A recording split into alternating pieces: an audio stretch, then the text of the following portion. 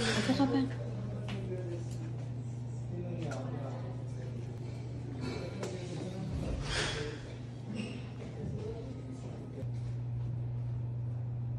Okay lang po sa inyong ganyan yung baba ng ulo.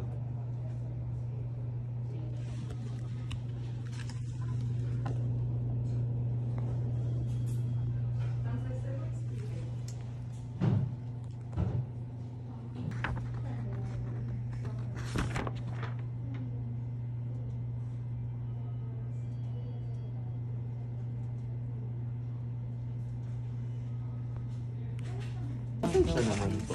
Pwede niyo pong picturean ito. Apo.